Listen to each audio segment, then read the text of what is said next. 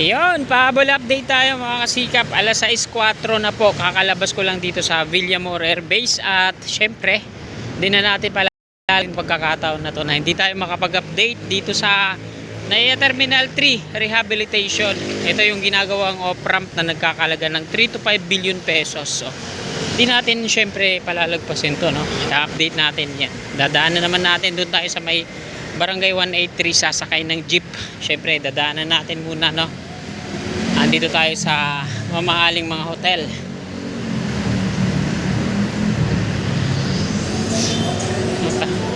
RE Taxi dito yan sa may amin, sa may NLEX.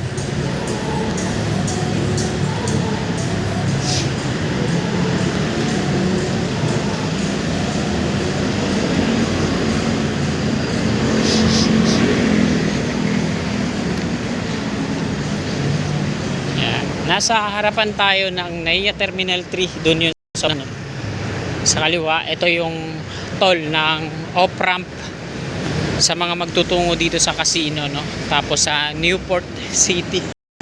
Galing yan doon mga kasika po, sa Skyway patungo dito.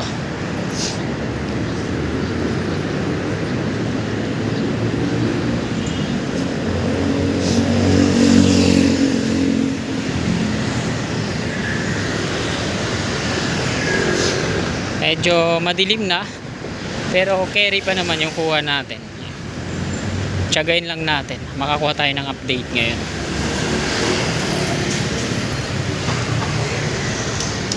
So shoutout po sa mga kasikap natin na kagaya ko, pauwi na.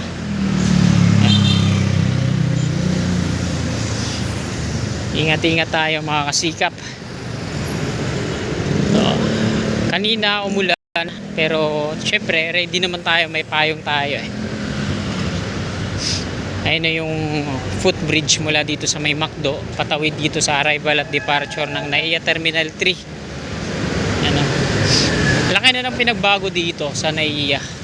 Sa kalsada lang pero diyan sa airport meron pa ring mga issue. Kagaya sa nung nakaraan lang, no? Yung mag-ina na patungo ng Vietnam, ayan. Nadali sila ng laglag bala. At yung mga involved nga dyan, mga salarin ay yung mga mismong security sa airport. So, pinatanggal na po ni Secretary Vince Dizon ngayon. Kaya wala na tayong alalahanin. Tingnan lang natin, baka mamaya may mga galamay pa sila dyan, Ay, bakit ito nakasombrero? Kala ko ako. Dito na sana ako sasakay ng jeep patungo ng Baclaran yan. So, syempre, paano tayo makakakuha ng update kung sasakay kaagad tayo dito? Yan. Nichols, Baclaran, patungo yan. LRT, MRT, yung mga jeep na yan.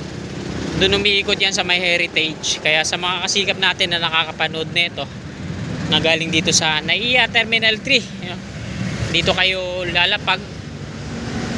Dito lang yan sa harapan, sa dinadaanan natin yung mga sakayan.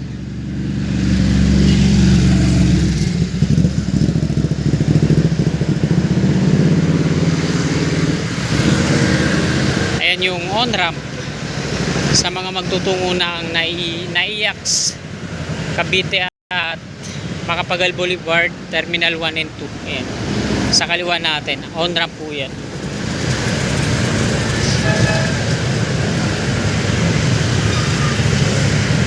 So, malapit na po tayo. Doon yung sa may Savoy Hotel. Kaya tis-tis lang mga kasikap. Makikita nyo rin yan. Marami nagsasabi na putulin mo daw tapos diretso na doon. Hindi natin putulin kasi para dire-diretso ang pag-i-edit ko itong video na to. Ayan na yung footbridge. Hindi lang to footbridge, concourse na rin tawag na ito, Ito malupit, aircon yan sa loob Ayan, dito na naman tayo sa may Belmont Hotel.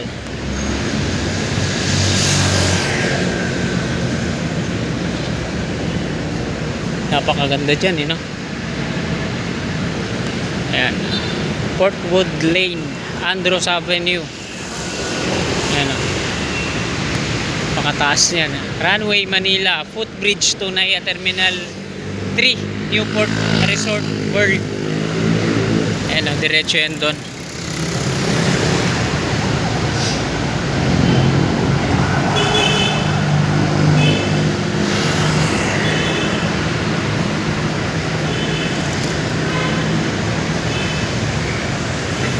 Sunod-sunod na yung update natin dito, ano? Every duty ko dito. Ang duty ko naman dito sa Villamor Air Base, TTHS. Kaya sa Martes at Huwebes at Sabado talagang makakapag-update tayo dito. So good news mga kasikap, dahil na-approve ako sa aking application para sa motorsiklo. Makakapag motovlog ulit tayo. Makakakuha na tayo ng hulugan na motor na magagamit natin sa ating pang-araw-araw na pagpasok sa trabaho at syempre sa pang-araw-araw nating pang-upload na video, no? So ayan, ang kukunin ko nga pala mga kasikap na motorsiklo na magagamit natin sa ating pag-vlog at sa aking trabaho Suzuki Smash, yung bago, yung FI, yung bagong labas ngayon ng Smash. Ayoko mag-click kasi highly maintenance yun, magastos. Doon lang tayo sa nakasanayan nating di kadena. Tsaka kaya ko naman palit ng kadena o ano pa man. Ayun, ganda dito. Ito yung simbahan, Newport City. So ayan, ang ganda ng mga dito, condominium. Naya Terminal 3. Dahil gabi na, naka-open na yung mga ilaw. Yung nandun pala na dalawang counter, exit pala sa parking yan. Sorry sa shoutout po sa nag-comment, no, na ayun dun. Yung nandun dun, inakala ko na parang exit pala yan dito sa parking. Kasi dun, wala na silang malabasan, papunta dun. So dito pa rin umiikot yan. Kaya exit pala yun, no. So yung sidewalk dito sa ating dinadaanan, hindi pa naman siya totally dinidemolish. Yung dun lang sa kabila napakalalim ng uka. Bali tinanggal na rin yung mga round culvert. Papantayin nila yan dun sa kabila at gagawing pavement para lumawak.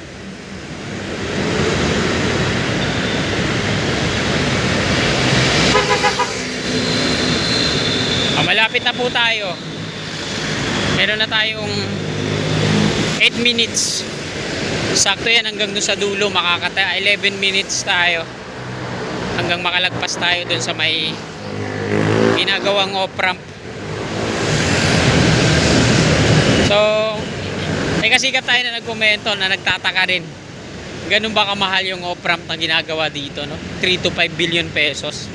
Para sa akin, nagulat din ako na laki na yun masyado, no? So baka yung 3 to 5 billion pesos na yun sakop na hanggang dito sa may harapan ng NAIA. Tsaka yung mga pavement doon na dinimolish, baka na yun, lahat-lahat na yun, no? Excuse me po. Hindi lang yun sa mismong mga pier columns, tapos yung mismong viaduct ng off-ramp. Hindi lang yun, lahat-lahat na yun. Yung rehab para dito sa mga pavement niya, yung ginawa ng Buildswell, yung Center Island na binakbak lahat tapos pinantay. So lahat-lahat na yun siguro, no? Kasi masyado namang malaki yun, 3 to 5 billion pesos.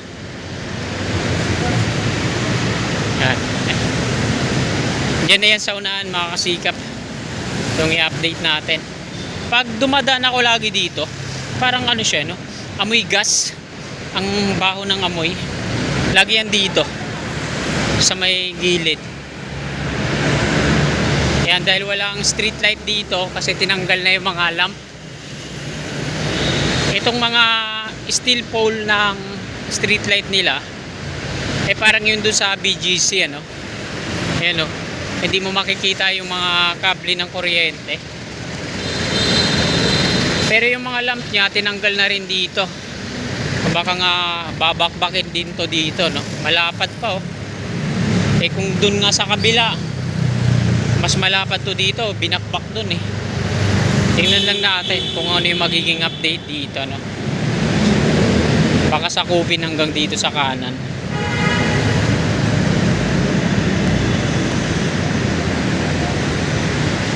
So ito na yon yung umpisa ng off-ramp.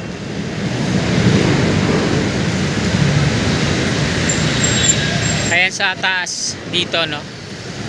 Dito idudugtong yan yung viaduct niya patungo doon. Ayan. Tinanggalan na ng mga forma.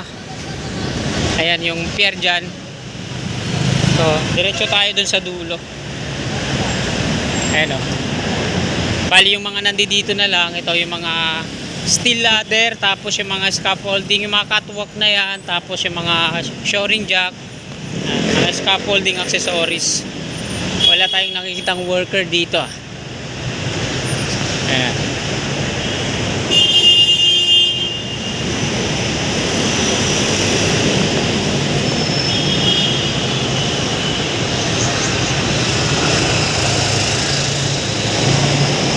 Ito, tapos na, no? Bali, baka sa susunod na mga update natin, mag-install na to dito ng girders. So, parang ang gagamitin din dito parang ganito, mga ASTO type 4 concrete girders. Pero tingnan natin, baka mamaya super T o madami kasing type ng mga girders, mga kasigap, na pwede nilang gamitin dito. To, parang long span to dito hanggang dito. So nasa 60 meters siguro yung haba ng girders na gagamitin dito. Ayan, buo na yung platform dito, pero wala pang rebar para sa ano niya, sa pier head. Ayan, pakita ko ulit, pabalik. Ito yung Savoy Hotel. Sa gilid lang na ito yung off-ramp. Malawak siya dito, no? Ayan, no, nilagyan na ng mga pinolik board yung gilid-gilid platform. Andiyan yung mga workers taas, nagre-rebar sila. Dito sa baba naman, ito. Dito tayo dadaan. Ito yung pang-5, mga kasikap, yung nilagyan na nila ng platform. Ito naman yung pang-6. So yung pang-6, wala pa, kahit dito sa baba wala pang steel beam na pagpapatungan ng shoring jack para sa scaffolding, no? Dugtong-dugtong hanggang dun sa taas. Diretso tayo, tawid tayo dito sa kabila.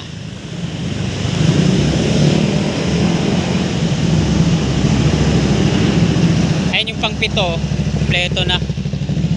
So nandyan yung mga workers sa taas. Sa pang-5 tatawid tayo.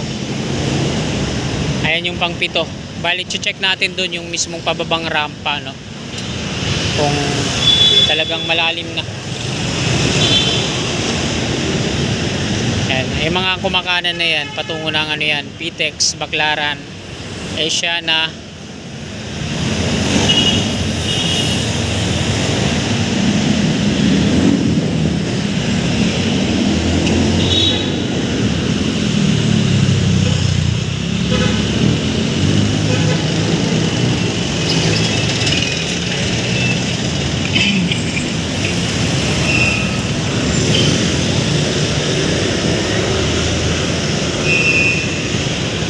Alright, tawid na tayo. So ayan, nakatawid na tayo. Dito tayo dadaan, no?